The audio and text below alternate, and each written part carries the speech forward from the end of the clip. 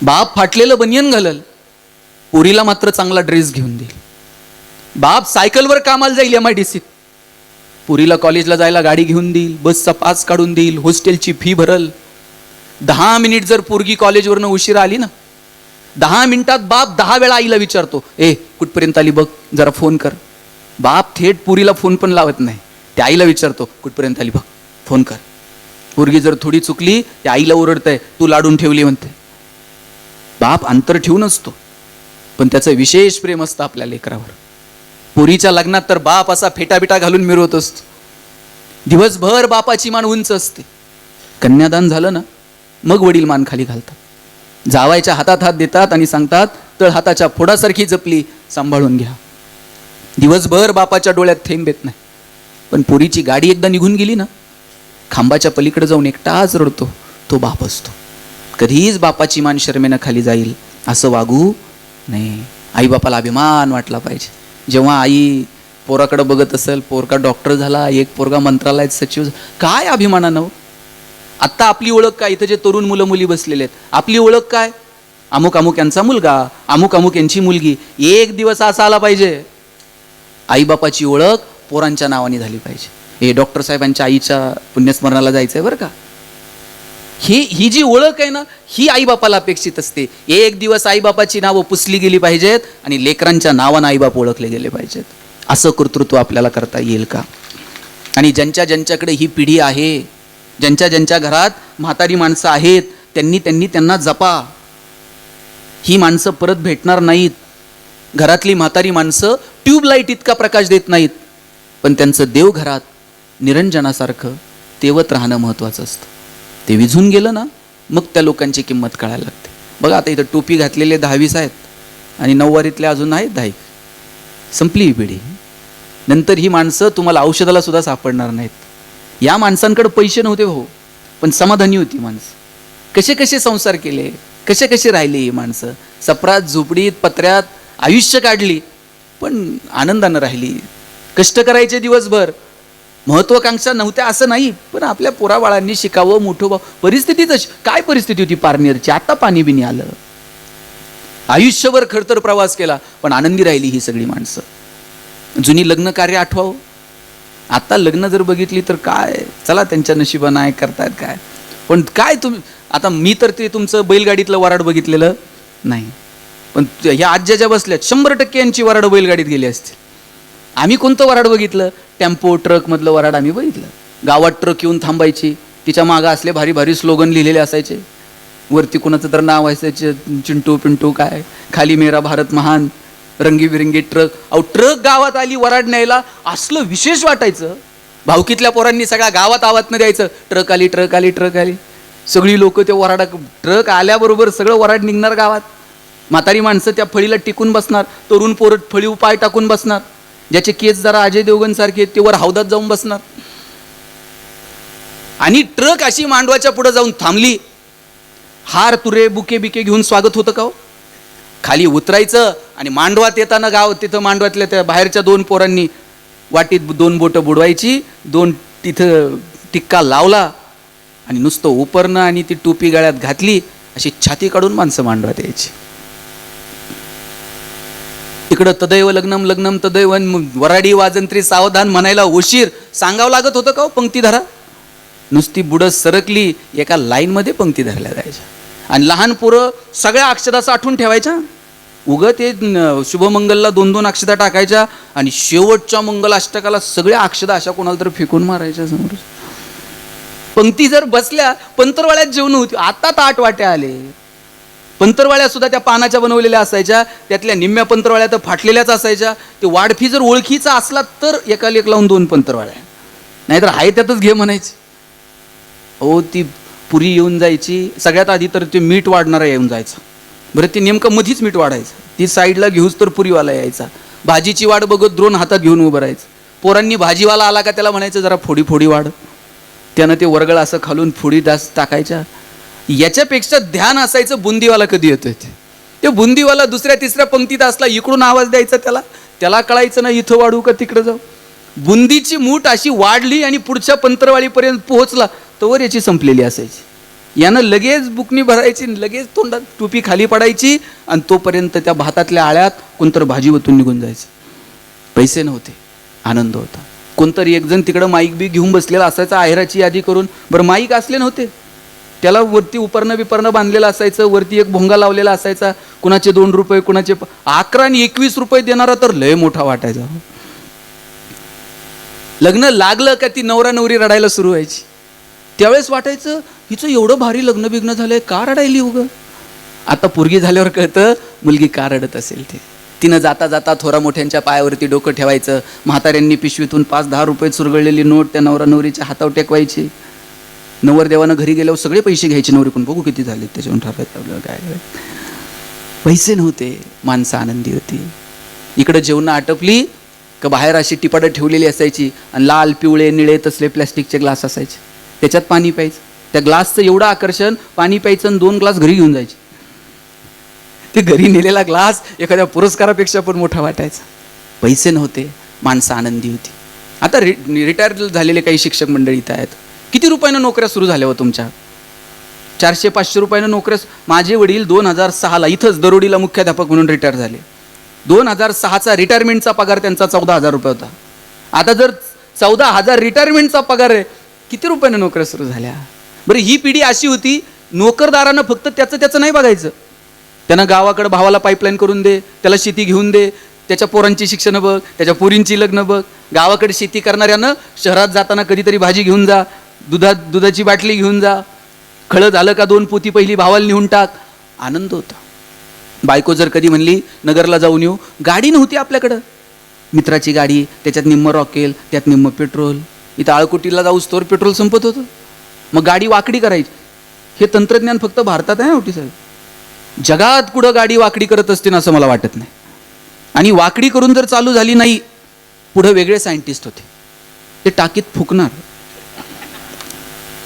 बरं, यानं टाकीला तोंड लावल्यावर बायको असं बघायची, कोणत्या मुहूर्तावर यांची माझी गाठ पडली कोणास. अशात बायकोनं नुसता खांद्यावर हात ठेवत्या. बरं, कित्येकांच्या गाड्या बिना पेट्रोलच्या नगरला गेल्यात. आता AC गाड्यांमधून नवरा बायको फिरतात. बायको तिकडच्या खिडकीतनं तिकडे बघते, नवरा इकडच्या खिडकीतनं इकडे बघताय, ड्रायव्हर मधल्या आरशातनं दोघांकडे बघत असतो. हे बोलत का नाहीत? साधनं वाढत गेले, आनंद कुठं होरपळून गेला हे मात्र कळलं नाही. मला वाटतं छोट्या छोट्या गोष्टींचा आनंद घ्या.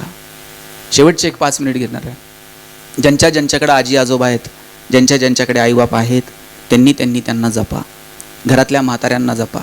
आजी आता 2 भाकरी थापू शकत नाही, पण तिचं घरात असणं वैभव असतं त्या कुटुंबाचं. घरातला म्हातारा माणूस शेतावर जाऊन काम करू शकत नाही, पण त्याचं घरात असणं रुबाब असतो त्या कुटुंबाचा. माझा एक मित्र आहे ना भाऊ, तुम्ही जसं तुमच्या आईची कथा मांडली आहे, माझा मित्र, आम्ही कॉलेजला असताना त्याच्या आजीची गोष्ट सांगायचा. जगातल्या सगळ्या आज्या जणू अशाच होत्या.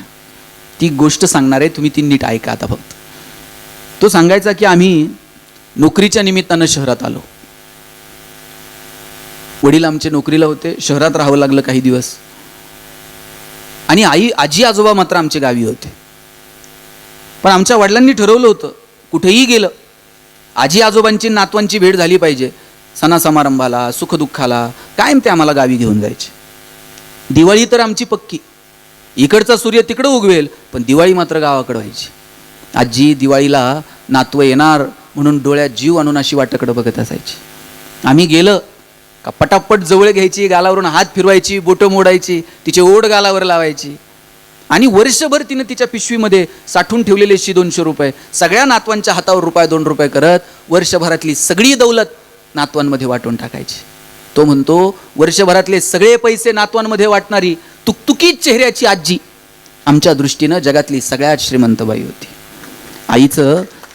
आजीचं माहेर मोठं होतं, आमचा फक्त वाडाच मोठा होता.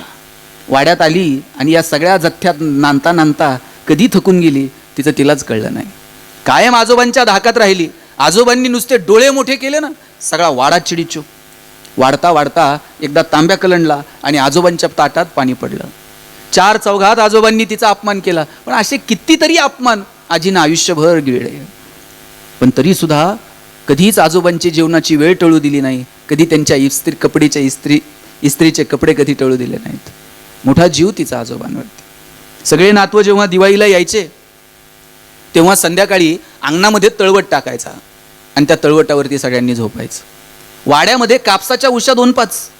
ज्या नातवाच्या मनगटात रग त्या नातवाला पटकन उशी मिळायची. मला ती कधीच मिळाली नाही. रांजणाच्या कोपऱ्यात जाऊन मी रडत बसायचो. तशी आजी यायची, मला उचलून घेऊन जायची. पण माझं नशीब थोर. बाकीच्या पोरांना डोकं टेकवायला कापसाची उशी मिळाली, मला मात्र डोकं टेकवायला कायम आजीचा मऊ हात मिळाला. आजीच्या मऊ हातावरती डोकं टेकवायचं आणि आकाशातल्या ताऱ्यांकडे बघत बघत आजीला म्हणायचं, आजे एखादी गोष्ट सांग ना. माझ्या आजीनं मला किती गोष्टी सांगितल्या. अहिल्याची, रुक्मिणीची, सीतेची गोष्ट सांगताना मात्र ती हळवी व्हायची. ती म्हणायची, सीता तशी जनकाची पोरगी, मोठ्या घरातून आलती, अयोध्येची राणी होणार होती, पण का कुणास ठाऊक लेकराच्या वाट्याला वनवास आला. सीतेचं कौतुक करताना ती म्हणायची, तिला अयोध्येच्या राजवाड्याचा मोह झाला नाही, पण इकडं वनवासात असताना सोन्याच्या हरणाचा मोह झाला. आम्हा बायांचं जगणंच मेलं असं. कशाचा हट्ट धरायचा नाही आणि कशाचा हट्ट धरला की झालं. आजी रडायची. मी तिच्या हातावरती डोकं ठेवून तसाच झोपी जायचो. आता मोठे झालो, शिकायला पुण्यात आलो, एका खोलीवर राहायचो. माझी तब्येत बरी नव्हती, परीक्षा जवळ आल्या होत्या. वडिलांना म्हटलं, आजीला पाठवाल. 15 दिवसासाठी आजी पुण्यात आली. कधीच शहरात आली नव्हती. नातवाची तब्येत बरी नाही, त्याच्या परीक्षा जवळ आल्यात म्हणून आजी पुण्यात आली. येताना एक पिशवी घेऊन आलती. काय होतं त्या पिशवीमध्ये? 2 जुनी लुगडी, केस विसरायची फणी, छोटासा आरसा, मेणाची डबी, कुंकाचा करंडा आणि हरिपाठाचं पुस्तक. सकाळी लवकर उठायची, उमऱ्याच्या समोर 4 टिपक्यांची रांगोळी काढायची, संध्याकाळी त्याच उमऱ्यामध्ये दिवा लावायची. एवढीशी खोली, पण तिनं त्या खोलीचं घर करून टाकलं. आम्ही अभ्यासाला बसलं का शेजारच्या मंदिरात जाऊन हरिपाठ म्हणत बसायची. परीक्षा झाल्या, तब्येतही बरी होती. वडिलांचा फोन आला, 4 दिवसांना आजीला घ्यायला येतो रे. म्हटलं आता आजी 4च दिवस राहणार, तिला जरा पुन्हा फिरवावं. कधी नव्हे तिला माझ्या 2 व्हीलरवरती बसवलं, सगळं पुन्हा फिरवलं. सारसबागेत तिच्यासोबत भेळ खाल्ली आणि लक्ष्मी रोडला बर्फाचा गोळा खाताना लाल झालेले तिचे ओठ. संध्याकाळी खोलीवर आल्यानंतर तिच्याच छोट्या आरशात जेव्हा तिला दाखवले तेव्हा आजी खुदकन हसली. आजीला असं हसताना पण मी कधी बघितलं नव्हतं. लहानपणी आमच्या हातावर ₹2 द्यायची. आजीला म्हटलं, आजे 4 दिवसानं वडील घ्यायला येणार आहेत, तुझ्यासाठी साडी आणली, बघ बरं. साडी तिच्या हातात दिली. तिनं एकदाच साडीकडे बघितलं आणि नंतर कितीतरी वेळ माझ्याकडे बघत राहिली. मला म्हटली, किती मोठा झाला. अरे कापसाची उशी डोक्याला मिळाली नाही तर रांजणाच्या कोपऱ्यात जाऊन मुळूमुळू रडत बसायचा, आता माझ्यासाठी नवी साडी घेऊन आला. म्हटलं, आजे नेस की. तशी म्हटली, मी नाही. गावाकडे गेलं ना मोठ्या जाऊबाईला घडी मोडायला देईल आणि मग मी नेसल. जुन्या बायांना विचारा, साडी पहिल्यांदा स्वतः नव्हत्या नेसत, आधी जाऊला मोडायला द्यायची, तिनं घडी मोडली. आता तरुण पोरींला घडी मोड हा शब्द तर माहित आहे, आणि आपण कुणाला घडी मोडायला देतो? आणल्याबरोबर लगेच नेसायची, लगेच सेल्फी आणि लगेच स्टेटस. आणि दिवसभर शिवाजीनगरच्या स्टँडला ये, पुणे नगर गाडी लागलेली असेल, गाडीत बसा, नगरला घ्यायला येतो. म्हटलं, अहो उशीर झालाय, हवं तर उद्या निघतो. पाणावल्या डोळ्यांनी वडिलांनी सांगितलं, आजोबा गेले, लवकर निघ. आत्ता आजी हसत होती. कोणत्या तोंडानं सांगू आजोबा गेले? प्रवास आहे. 2 तासात आजी एक शब्द पण बोलली नाही. काहीतरी गडबड आहे याची जाणीव तिला झाली असेल. सारखा पदर डोळ्याला लावून खिडकीतनं बाहेर बघत होती. नगरच्या स्टँडवर उतरल्यानंतर वडिलांच्या गाडीत आम्ही बसलो आणि जसं जसं गाव जवळ आलं, जशी जशी वेस जवळ आली, तसा तसा आजीचा वाढलेला श्वास थेट कानापर्यंत ऐकायला येत होता. वाड्याच्या समोरची गर्दी बघितली आणि मग मात्र आजीनं टाहो फोडला. कधी आजोबांच्या समोर बोलताना तिला बघितलं नव्हतं. आज आजोबांच्या छातीवर डोकं ठेवून रडताना पहिल्यांदा मी तिला बघितलं.